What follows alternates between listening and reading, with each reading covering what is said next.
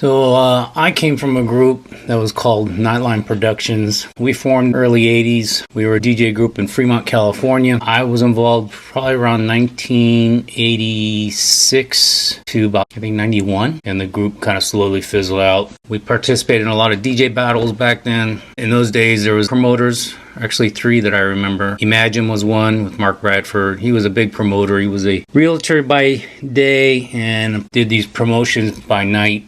Another one was AA Productions, who was the sister of a buddy of mine from Union City. She would put on these productions or these battles also. They would bring in some headliners like Judy Torres, Debbie Deb, Sapphire, Olga. It gave me the opportunity to actually see these people in person and be part of it. A lot of garage parties back then in those days. As an old DJ crew, did a lot of house parties. We did a lot of high school parties and proms, and we did a lot of weddings. We actually had a gig pretty much lined up every weekend, both on a Friday night and a Saturday night. I think even one time we had 3 gigs. A Friday night, we had a house party. Saturday night, we had some kind of other party, and then Sunday, I think we had a wedding or something like that. I think at one time we actually had 2 different parties going on, and we had to divide up equipment and borrow some equipment from one of the other DJs. We were real good friends with Divine Beat and Universal Beat. Boyett and Alfred and Darren and Rick, those guys. We collaborated a lot on stuff. They would borrow our stuff, we'd borrow their stuff. If they had a big battle, they'd use a lot of our stuff, our lights and trussing and stuff like that.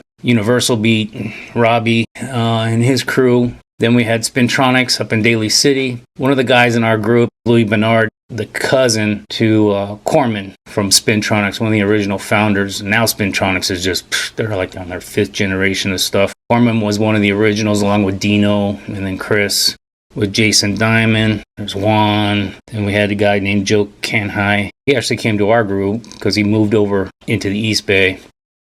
I went to this museum to check it out because I saw some videos on YouTube, and then I ran across this museum and it just started bringing back memories of stuff. And from what I can see in the pictures and stuff, I'm like, hey, I remember that stuff. I remember that battle. I remember that showcase. I was part of that era, what it is today. A lot of new up-and-coming people came out of that era. Jazzy Jim from Skyway Sounds in San Jose, he went on to DJ, I think, at one of the radio stations. Another good friend of ours was Rick Lee from Style Beyond Compare. He went on to DJ at one of the radio stations. Then, of course, you have Qbert from Lifestyle Productions, and that guy, he went off the hook. That was the first time we ever were introduced to this crazy scratching. He went on to the DMC competitions in Europe. He battled in New York. He took it to a whole nother level. And now he runs a scratch school in San Francisco. But I remember him in his early days. He was way ahead of his time. He lost that battle because at that time you were judged on your appearance, your mix style, crowd participation,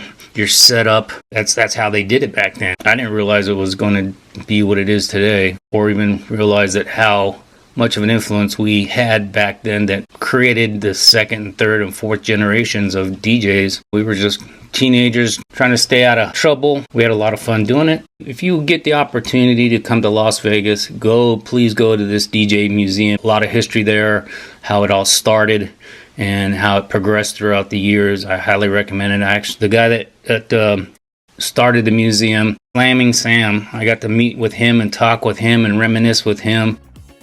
Take me back in time, I guess.